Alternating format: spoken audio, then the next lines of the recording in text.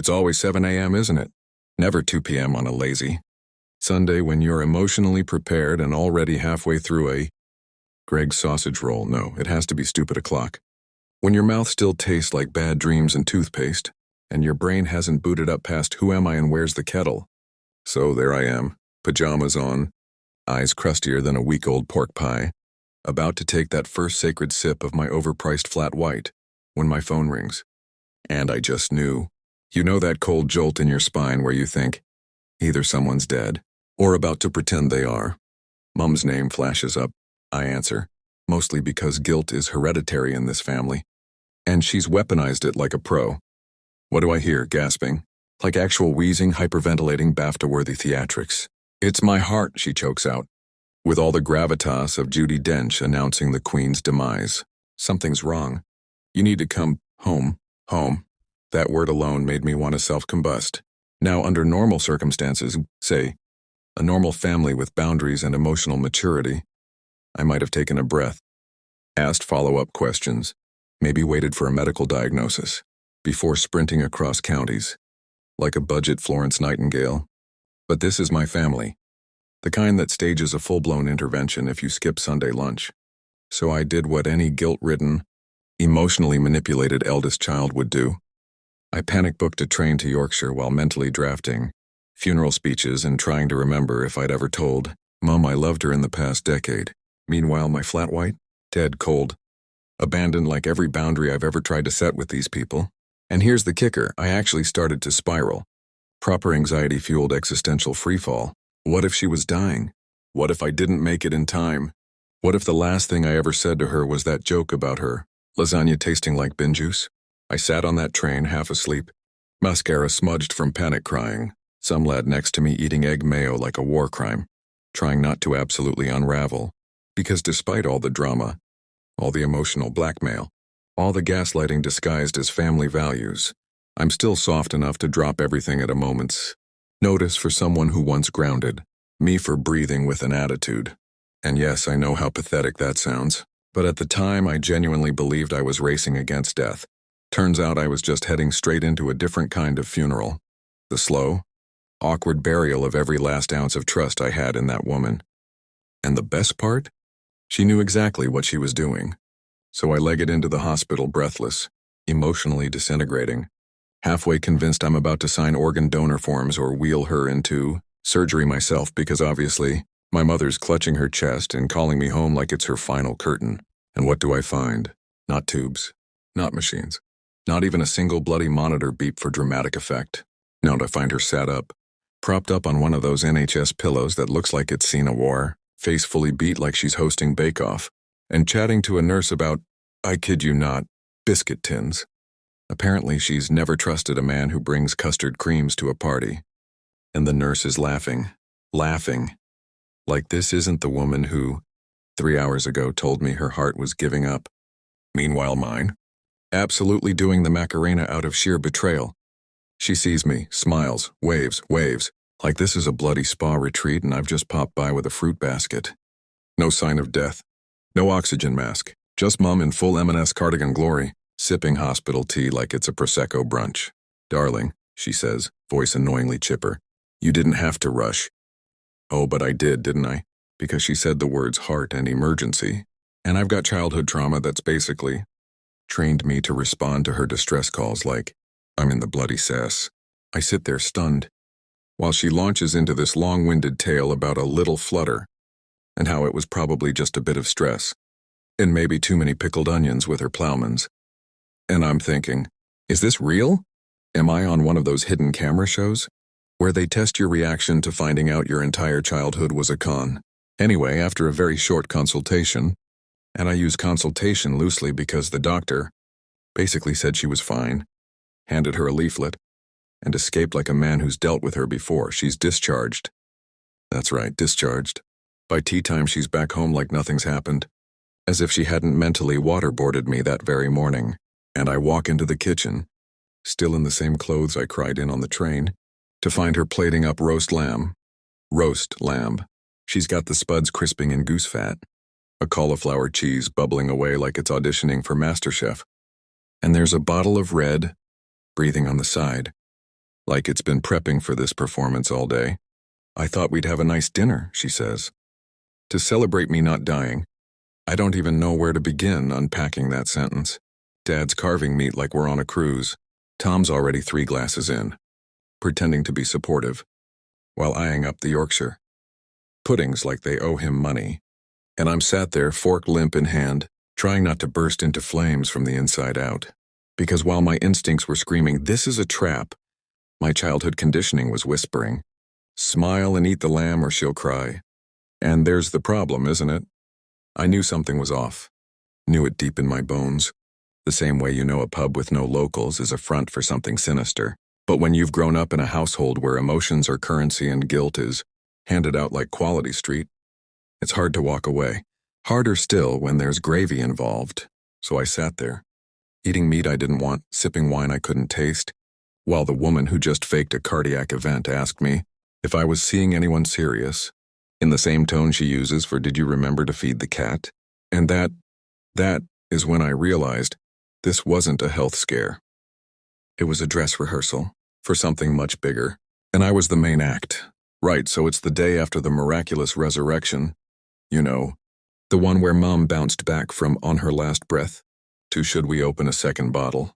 And I'm thinking maybe we can just go back to pretending we're a normal family again. Bit of forced small talk, polite avoidance, the usual emotionally constipated British routine. No. Instead, I wake up to a family meeting. You heard me. A full-blown, premeditated meeting. Like we're the Bloody Roys, but with less money and worse skincare. We're in the lounge. Mum's brought out the good biscuits, which is never a good sign. Custard creams are for visitors. Bourbons are for emergencies. But these were the Marks & Spencer all-butter shortbread selection. I knew then, someone was about to emotionally mug me.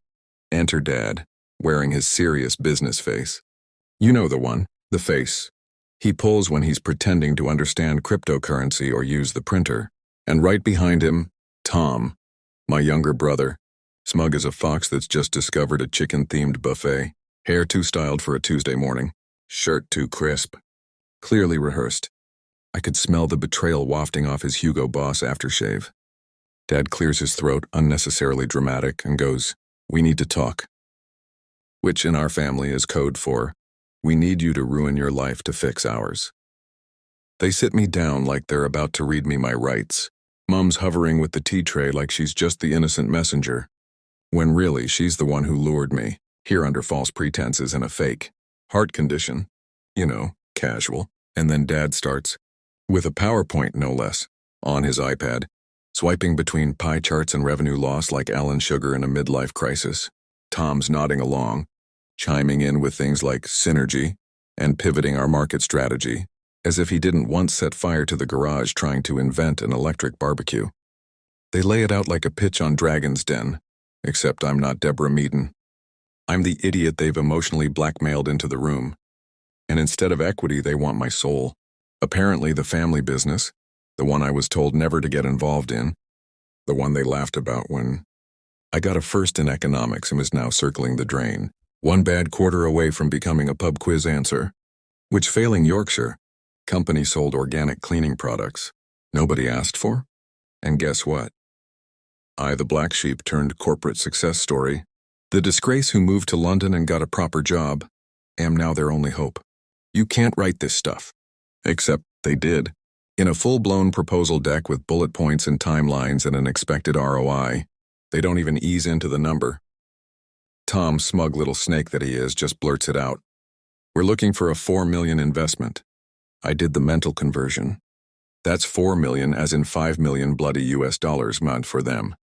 For the company that once gave away branded coasters as a Christmas bonus. For the same people who mocked me for doing my A-level revision in a cafe because real learning happens under pressure.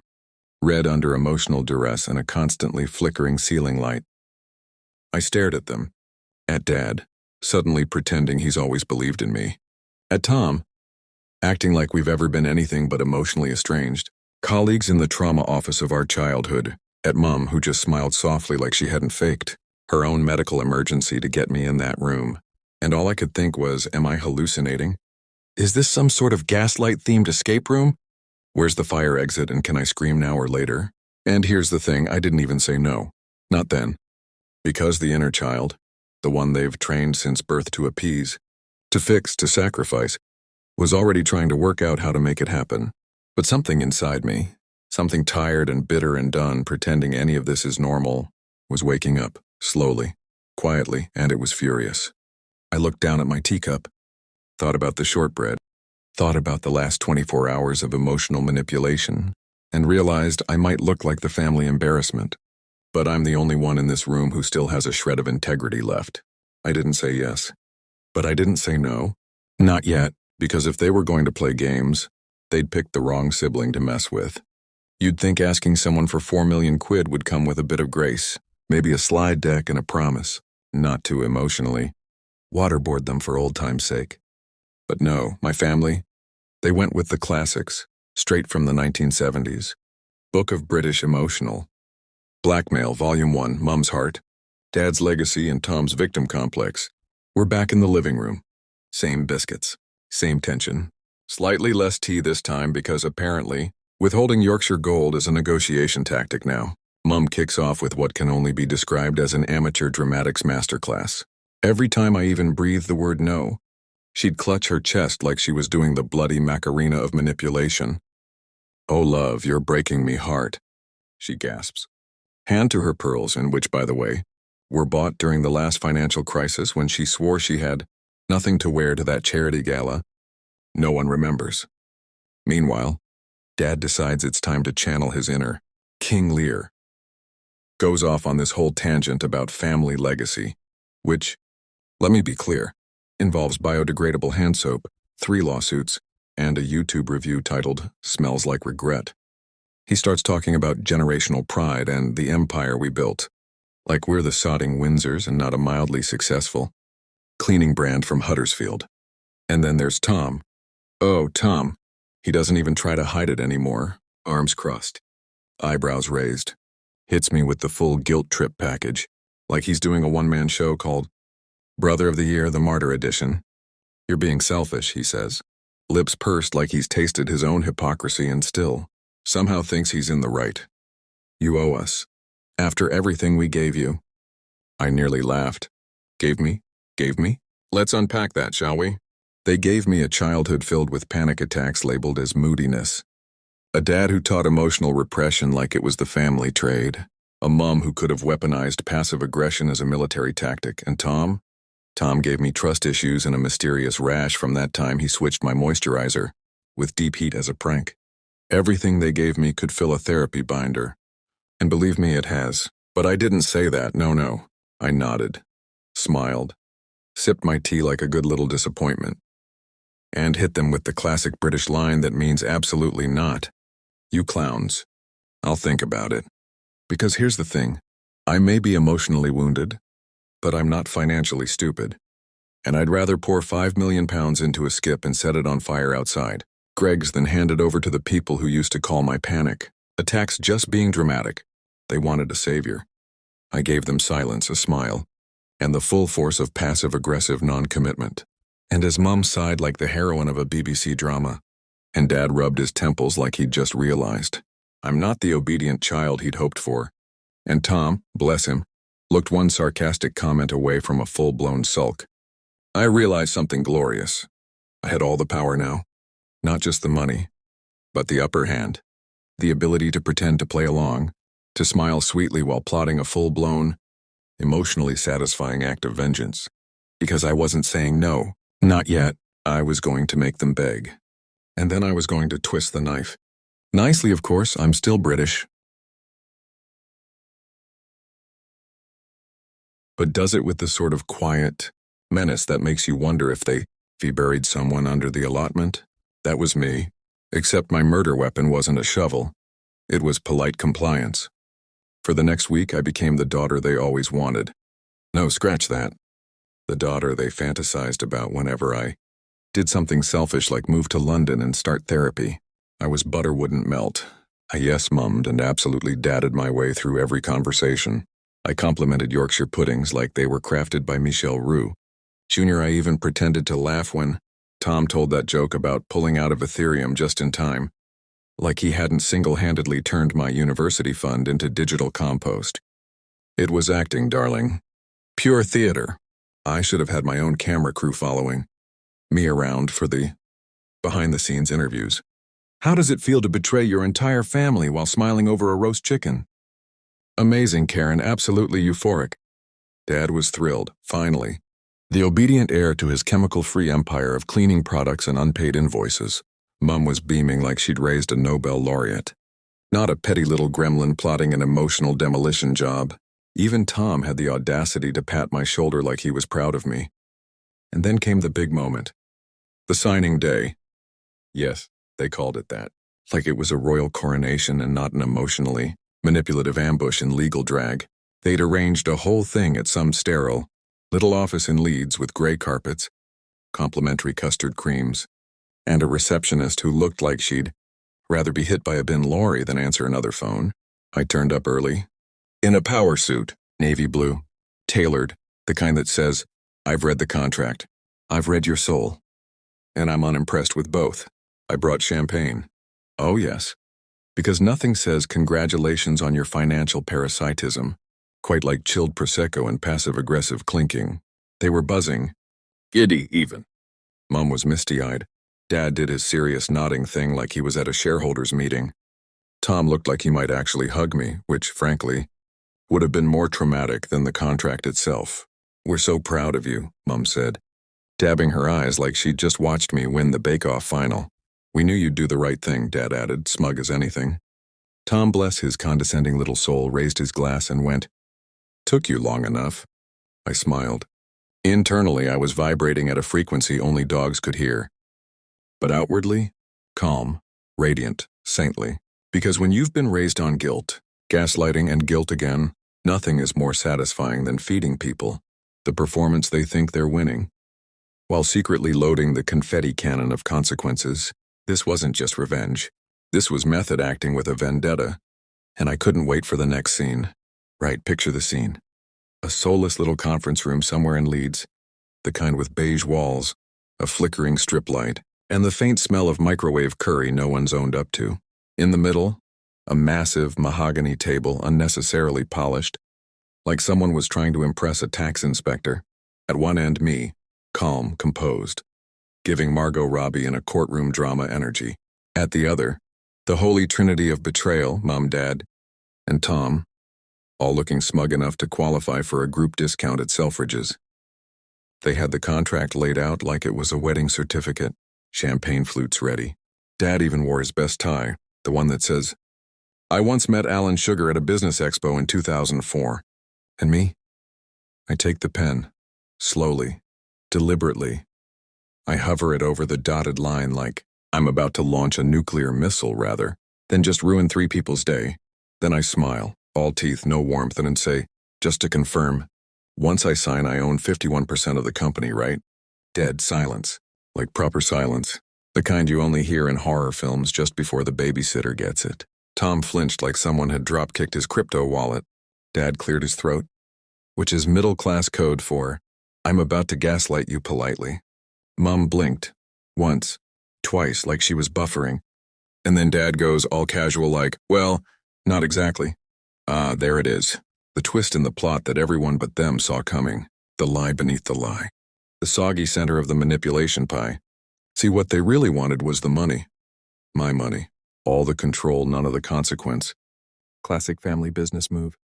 They wanted me to sign away $5 million, or roughly the GDP of a small village in Wales, and then toddle off while they carried on running their little soap company like it was Dragon's Den, but with more passive aggression. It's more of a symbolic gesture, Dad added, like I was being unreasonable for wanting equity in exchange for saving their financial Titanic. Tom piped up then, full of righteous indignation. "We didn't think you'd care about that sort of thing. Your family, oh family, that magical word they whip out like a wand when they want to mug you with emotional blackmail and call it a group hug." I took a deep breath, smiled again. God, I love how terrifying a well-timed smile can be. "So let me get this straight. You fake a heart attack, lure me across the country, emotionally blackmail me for a week straight, and now you want $5 million. 5. without even giving me so much as a seat at the bloody table. Tom opened his mouth, probably to say something inspirational like money changes people. But I was already standing. "Tell you what," I said, pushing the contract back across the table like it had crumbs on it. "I'll think about it. Right after hell freezes over, or Mom genuinely collapses, whichever comes first." And then, and this is my favorite part, I picked up the champagne I brought them, toasted to myself and walked out like I was late for a BAFTA. Didn't sign, didn't flinch, didn't even nick a biscuit on the way out. Growth. They sat there stunned, like they'd just watched a pigeon do algebra. And that, my friends, was the moment they realized I wasn't the soft-hearted little girl they'd emotionally rinsed for decades. Nope, I was the villain in their story now, the one with the power, the pen, and the gall to say no. And God, it felt glorious. So there we are. Conference room. Purgatory. Still. The scent of broken dreams and stale aircon clinging to the furniture, like mold on a bathroom ceiling. I've asked the golden question, do I get control? And they've replied with the emotional equivalent of a shrug and a slap. Tom's twitching. Dad's blinking like he's just realized I read the contract before showing up. Mom's doing her best wounded matriarch face, which, to be fair, she's been workshopping since I was 12 and accidentally told Nan I preferred Dad's roasties. Anyway, that's when I stood up, calm, controlled, serving, hostage negotiator with a grudge realness. And then, the pièce de résistance, I pulled my folder out of my handbag and slid it across the table like it was a divorce settlement, which in a way it was. Tom stared at it like it might bite. "What's this?"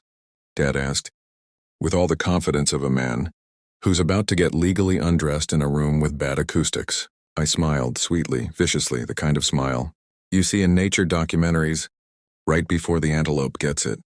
"It's a better plan," I said. "One that doesn't involve me handing over £5 million to a company with less structure than a Year 9 drama class." Inside the folder, a legally binding dissolution agreement.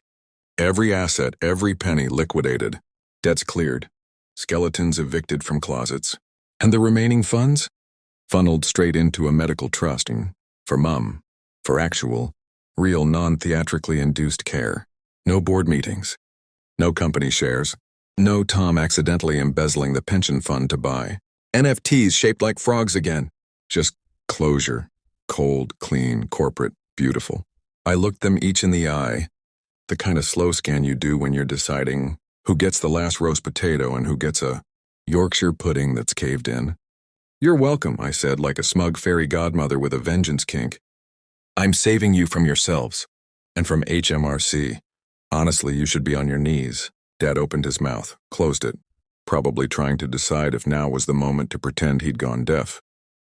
Mom clutched her pearls, literal pearls, like I'd just confessed to murdering the family dog. And Tom actually looked betrayed, as if he was the victim in all this. Bless. You almost want to pat him on the head and explain how consequences work. Then just to really tie a bow on the whole performance, I popped the champagne. My champagne, might I add, the one I brought to celebrate their financial resurrection. Turned out it was perfect for a funeral. Raised my glass, to finally putting the circus down. The silence that followed was biblical, as in Wrath of God, Plagues of Egypt. Somebody just unplugged the matrix levels of stillness. Not a twitch, not a breath. You could hear Mum's dignity exiting the building in heels. And honestly, it was delicious. Because here's the thing. They'd spent a week playing house with my trauma, dragging out guilt like it was the family silver, and I took the whole charade, put it in a blender, and served it back to them in flutes. So no, I didn't give them what they wanted. I gave them what they needed. Accountability, boundaries, a trust fund with my solicitor's name on it, and the gift of never ever underestimating me again. Tom was the first to combust, stormed out like he was on Drag Race and had just been told he was safe. Door slammed. Chair skidded. Dramatic exhale. If he'd had a cape, he'd have flung it. Honestly, 10 out of 10 for theatrical. Flair. Shame. He put more effort into the tantrum than he ever did the business. Mum started crying. Real tears this time, I think. Either that or she finally ran out of glycerin, sobbing into a monogrammed tissue, whispering something about what happened to my babies.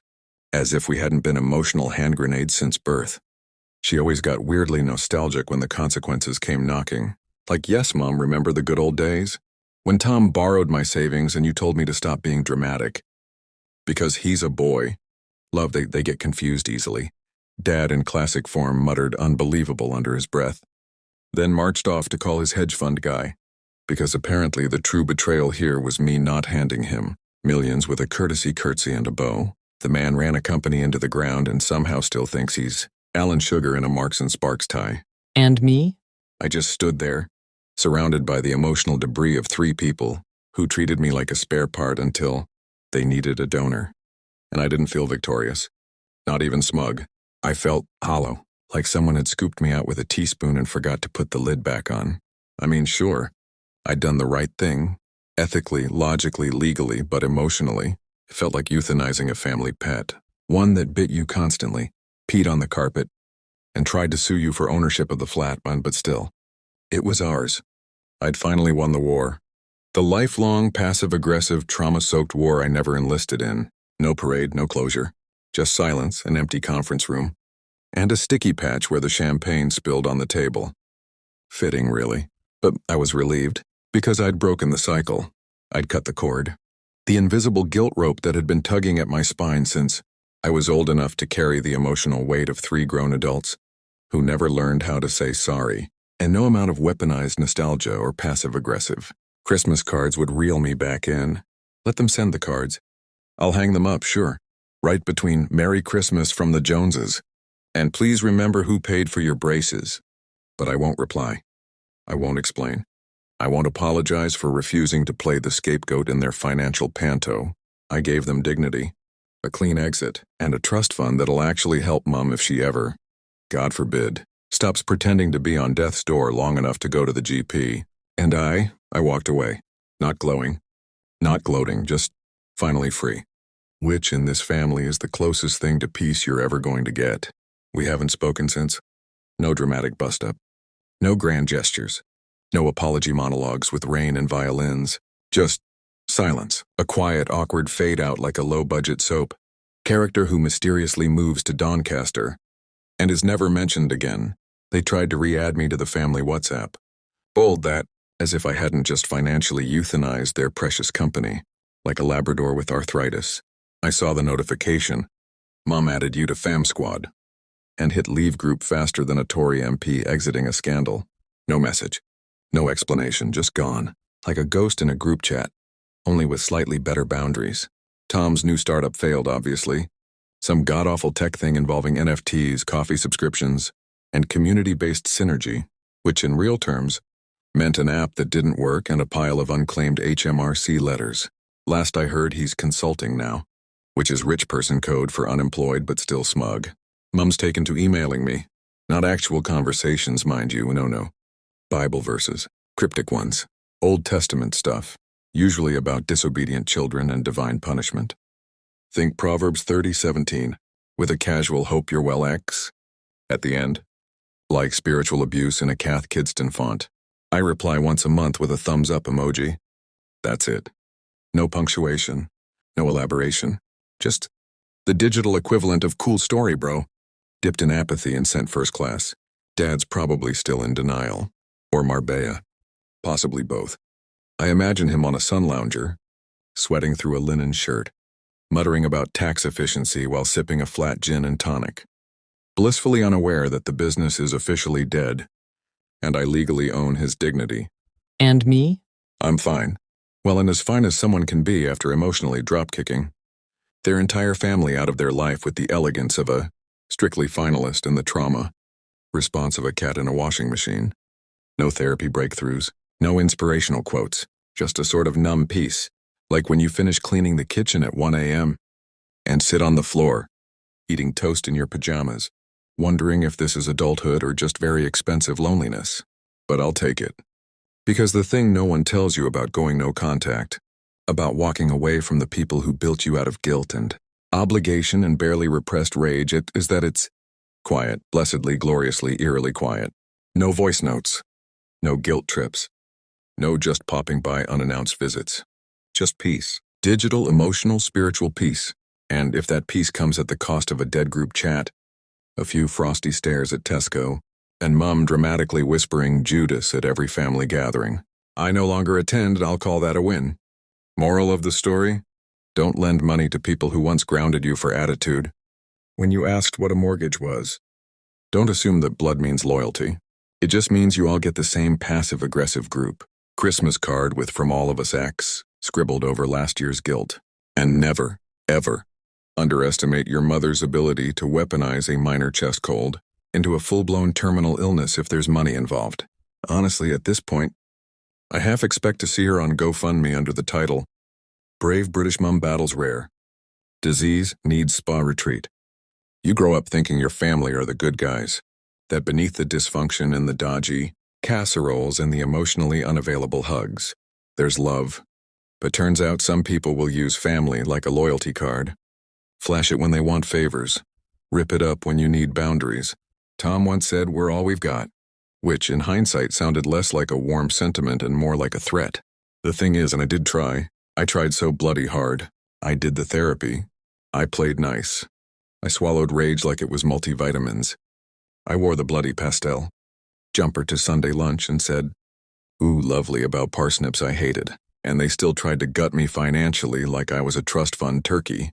No seasoning. No warning. Just straight for the jugular. So I stopped playing their game, unsubscribed from the drama, canceled my membership to the Emotional Olympics, where they do backflips with the truth and throw guilt like javelins, and I flipped the bloody board. With champagne, obviously, because if you're going to dismantle the generational dysfunction your parents call tradition, you may as well do it in a power suit and heels, holding a glass of Moët and quoting Succession under your breath. I used to think winning meant fixing it, making peace, being the bigger person. Now winning is silence. Winning is freedom. Winning is Mum sending me revelation, Toinselno, and me responding with a gif of a frog sipping tea. And don't get me wrong, amidst lonely sometimes, there are days when I wonder if I overreacted, or if maybe I could have just smiled more, nodded politely and let them rob me blind in peace. But then I remember, they faked a medical emergency, like EastEnders but with more spreadsheets and fewer morals. So yeah, if you're stuck in a family that treats you like a debit card with legs, here's your permission slip. Walk or run, or cartwheel dramatically with glitter. Just don't stay out of obligation. Obligation is how they keep you quiet. Guilt is how they keep you broke. And silence is where you get your power back. So pour a glass, light a candle, burn the emotional playbook they wrote for you in crayon and control issues, and toast to freedom, even if it cost you your childhood, your peace of mind, and your spot in the family WhatsApp. Because let's be honest, it was muted anyway.